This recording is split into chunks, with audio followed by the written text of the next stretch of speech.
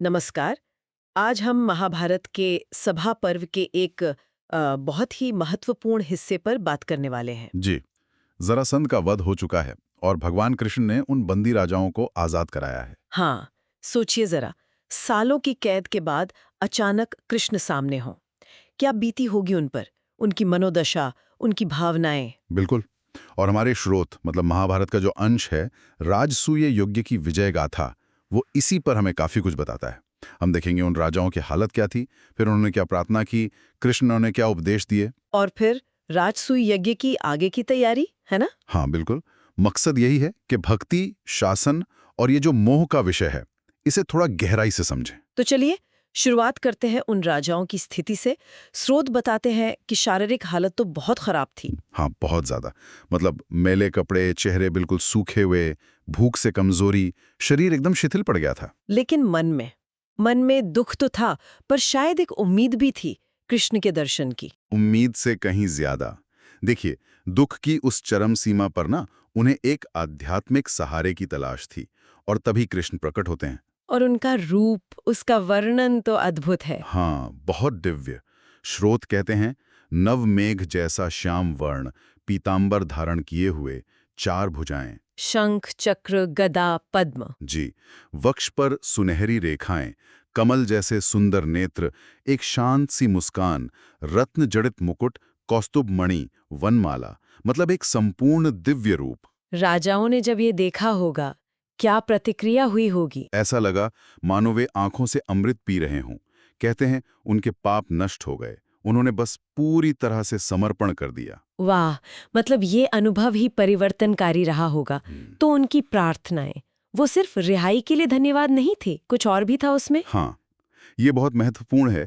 वो जरासंध के बंधन से मुक्ति के लिए आभारी तो थे, पर अब वो माया के बंधन से मुक्ति मांग रहे थे। माया मतलब सांसारिक मोह। हाँ, वही भौतिक अस्तित्व का भ्रम। असल कैद से छूटने के बाद उन्हें ये एहसास हुआ कि मन का बंधन, अहंकार का बंधन, वो कहीं ज्यादा बड़ा है। ये तो बहुत गहरा चिंतन है।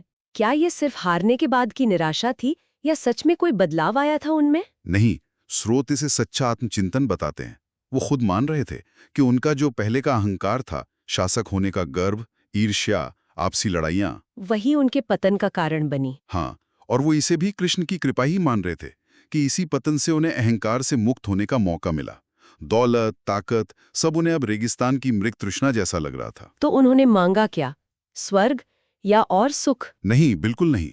उन्होंने कहा, हमें स्वर्ग या सुख नहीं चाहिए, बस आपके चरण कमलों की स्मृति बनी रहे, चाहे हम कहीं भी रहें, आपकी भक्ति में लगे रहें, बस यही मार्गदर्शन चाहिए। और कृष्ण का जवाब क्या था इस पर?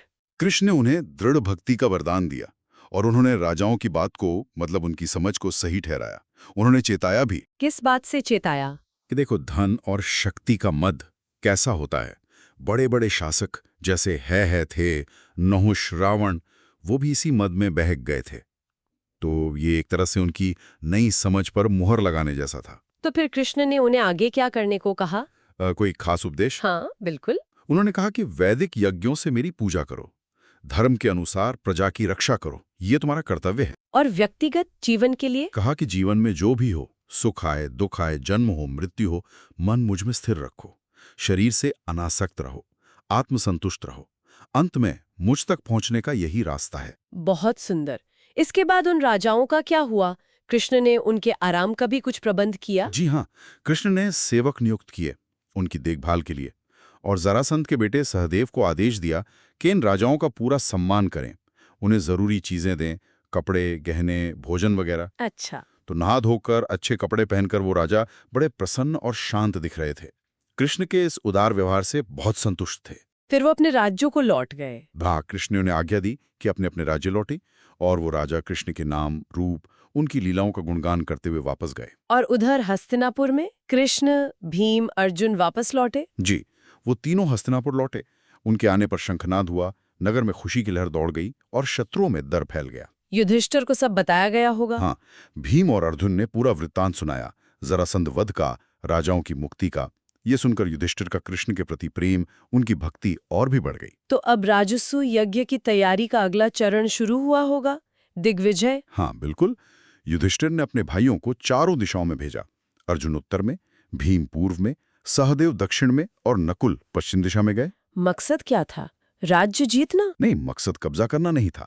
मुख्य रूप से कर वसूलना था, राजाओं से युधिष्ठिर की अधीनता स्वीकार करवाना था और उन्हें राजसूय यज्ञ के लिए निमंत्रण देना था। इस दिग्विजय में कोई खास घटना हुई? कोई चुनौती? हाँ, कई घटनाएं हुई। जैसे सहदेव जब दक्षिण गए तो माहिष्मति के राजा नील से उनका युद्ध हुआ। राजा नील को अग्निदेव का संरक्षण प्राप्त था। अच्छा, फिर क्या हुआ? सहदेव ने बड़ी कुशलता से अग्निदेव को ही प्रसन्न कर लिया और फिर विजय प्राप्त की।